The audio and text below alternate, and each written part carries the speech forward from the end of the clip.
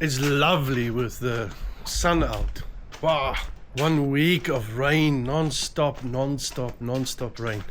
So let me quickly pop in at the carpenter's, Macwin, which you guys will still meet.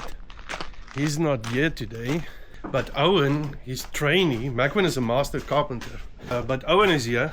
Let's see what Owen does. Owen, yeah, what are you doing? I'm making wood and grass wood. The mirror frame, yeah. The frame mirror at for the new toilets at the bathroom. Yeah. Show us what you make. Owen is learning a lot from Macwin. You can see he knows what he's doing. I love the hand tools, man. Everything is back to basics, and you know, doing great job. Let's go on this way.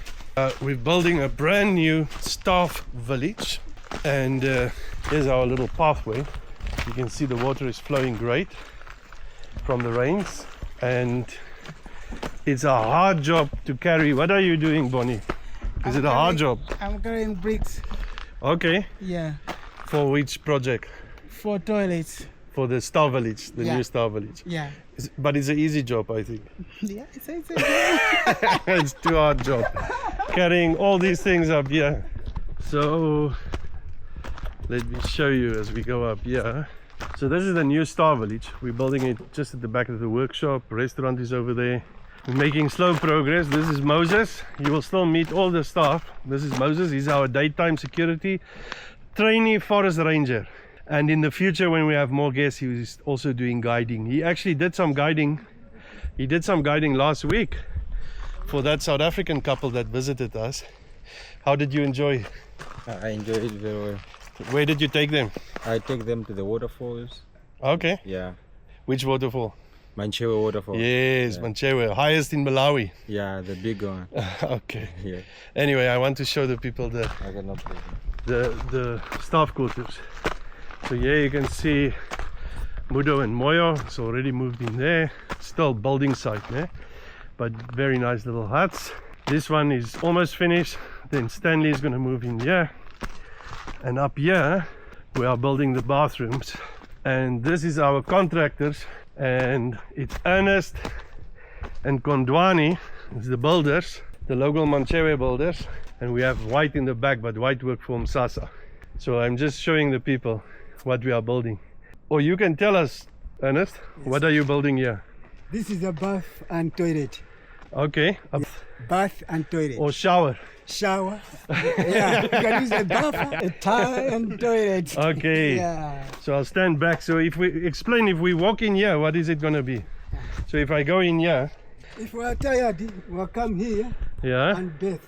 After that, we are going home. take a bath or a shower. Yeah. So the This first is a one, shower. when you go in here, what is there? This is a toilet. So the toilet will be the first one. Yes. The second Then you one, come out, there shower. will be the shower, Yeah. and the basin will be on, Yeah, this side. and then in a mirror image that side. Yeah. So there will be two separate bathrooms. Yeah. And then if you sit on the toilet, you have this beautiful view. To see Nika. Okay, yeah, to see Nika. And then White is working for Msasa, but he's helping the contractors. White is the strongest in the camp. He can even carry these two guys on his shoulder. Yeah. No problem. He's looking good. Yeah. We're making slowly progress, but we hope by end of May this project will be finished. And yes, here's Bonnie coming. Bonnie used to be a... Bonnie, tell us. I think last time you were on the video. Just put that down. That's heavy. What are you carrying? Show us. I'm carrying bricks. So this is how we get bricks up the hill there. Yeah. Yeah. Now we're down to half bricks as well, because we're waiting for more bricks to be delivered. But tell us, you used to work before. You used to work as a... you mentioned it last time. Yeah. What did you do? I was driving a motorcycle. It's up the pass. Yeah. And then you say it's too tough, that job. Yeah, it's very tough. But now you are carrying bricks up your shoulder. So it seems like this is more tough. No, it's not tough. It's not tough because I'm earning more money. That is important, eh? Yeah. That's why we need to finish these projects fast, so that we can get more guests. Yeah. Yeah. Eh? Yeah. So hopefully there will be tips as well in the future. Of course, I have already received it. That's good. We Yeah. know the guests. If the guests get a good service, they reward with tips. Yeah. And of course better salaries as well there from Yeah, of course. ecotourism. That's what we want. Exactly. Yeah. Okay, cool. Thank you. It's Thank you. almost chala time. Thank you. And there you have it. That's the staff quarters. We have several other projects, but I'll go through them day by day. This way is Msasa Hideaway, a few hundred meters walk, and then that way is our main restaurant, which actually, let me walk there. I'll show you our main restaurant. I'll just do a cut through here to the next pathway. And then on the other side of the restaurant is the garden, that beautiful garden house that we work on. That's going to take another couple of months. It's taking way longer than we anticipated. Straight through this spider webs, the view out here. Let me go onto the edge. I'll just show you this. We are literally on the edge. That's a good 300, 400 meters down there, and then the lake is that way. But if we go follow here on the edge, we're walking straight into the sun. So it's about 4 o'clock now, so the sun is starting to set. I mean, just look at these beautiful trees. They've all been saved from the charcoal makers. On the other side of the valley, unfortunately, there's no more trees left like that. Here's our little stream, and when you sit at the restaurant, it's stunning, especially when it's been raining a lot. Then we've got a little waterfall here, and we just jump over, and I'll lean over here. You can obviously on the camera you can't see the height here, but that's a good 30 meters down that the water falls down there into the forest. And then if we go around here, we enter the little restaurant. Here's the round table. Everybody loves playing games here. And here's I didn't prepare the restaurant because we are busy with all the construction projects, but I'll just walk up to the swing chair, the famous swing chair of Msasa, which people love. I mean, isn't this just amazing? If I give it a little swing, and then I don't know if you can pick it up, but over there is Manchewe waterfall, which this camera won't pick up, but you can actually see the water coming down. And way down there, you can see way down there is Chitimba Bay with Chilumba and Chirwa Island, and far on the other side you see Tanzania. What an amazing place. Let me take you to Msasa Hideaway. That's our villa and cottage, which is quite a walk, but it's all along this beautiful cliff pathway. And if you look at this, just have a look at this. It's a little bit tropical forest, even though we are mainly in a Miyumbu woodland. If I go this way, it's proper Miyumbu woodland, with of course the Msasa tree, which I'll tell you about later. And then yeah, we've started with some prep where we're gonna build another villa one day. There's still a lot to do here. Started clearing some, and then this is probably one of my most favorable lookout posts. You can't see the lake through the trees now, and it's a bit overcast, but this little spot here is amazing. There's Buri coming.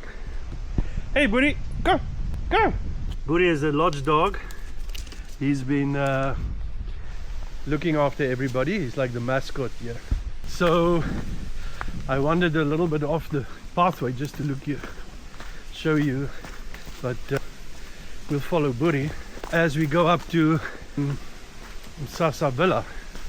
So here we're crossing our own little river, which is the little rock pool is. I love this rock pool. On a nice hot day to come and swim here or just sit in the water, lovely.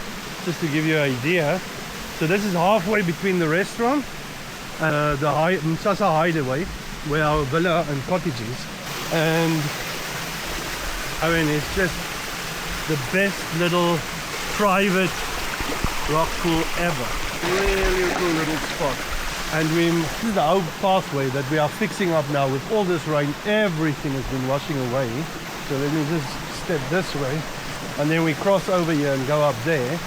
But I want to make this bit a little bit more private for people that want to come and sit here. So there'll still be, you know, the way to cross there, but at the top it's actually much easier to cross over there for just staff and people walking up and down between the camps. And then this is your absolute private pool. Usually the water is crystal clear, but since we've had this massive thunderstorm this morning, rainstorm, it's a bit milky now, but by this afternoon it's going to clear up again. Buddy, are we going? Let's go. Come. Come. And we're going to find the guys. Here's the tools. And yeah, Buddy came originally from the beach, and you can see he's chasing Joshua now, because Buddy originally came from the beach. And that first night he slept here at the mountain lodge, he met Joshua, and you guys know Joshua by now. And then Joshua was teasing Buddy. Joshua. And then from that day, the only person that Buddy barks for is Joshua. You don't like Joshua. Were you teasing him? You see, Buddy, and now Buddy is smelling something. So Joshua is our master pathway builder.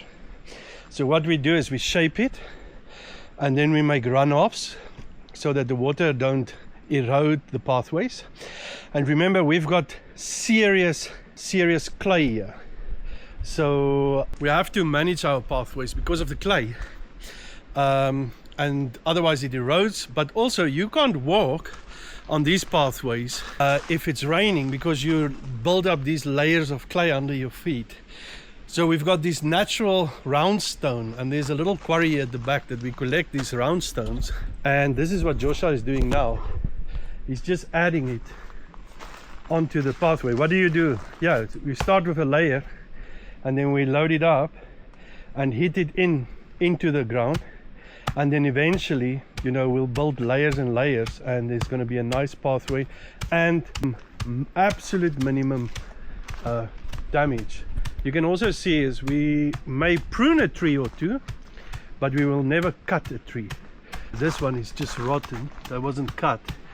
But the other interesting thing that you need to look at, and this is on the Hideaway side of the forest, is the amount of charcoal heaps. This is a charcoal burning area. You can see the black, the charcoal here. So this little forest, you will see there's no big trees here. There's hundreds, literally hundreds and hundreds of charcoal burning areas. Look at this. Another old charcoal one, and if you look at all the trees, you can see they were all being cut down. The nice thing is we've got regrowth, and they would have been cut down again, but because we are here now, we are protecting it and making sure that people don't do it. So in 3 meters there's 2 heaps. I'm just going to show you as I go how many charcoal heaps we're talking about. Here's another one. And you can see the charcoal. Some of them is a few years old. This was a massive one. There's just around the corner. Here's another one. The charcoal industry is absolutely amazing. You can't believe the devastation. I'm just going off the pathway just to show you. Here's another one. Then I go around here. Here's another one. And then I go up here. And here's another one. This used to be a big one. And then we'll just go back to the pathway. And well, I'm not going to show them all out to you, but there is hundreds of them. There's another one there. There's one up there. You can see next to the pathway, there was one made. Just loads and loads of charcoal and devastation. And you can see the forest is, or the Muyumbu woodland is very small here. But the good news, we manage it. And actually the chief and the local community on this side of our river is very cooperative and work with us and help us to I mean, there's another big one, to manage this and educate people. I've even started a new program that we going tomorrow to the school to teach the kids about forest conservation. Anyway, I'm almost at the parking area.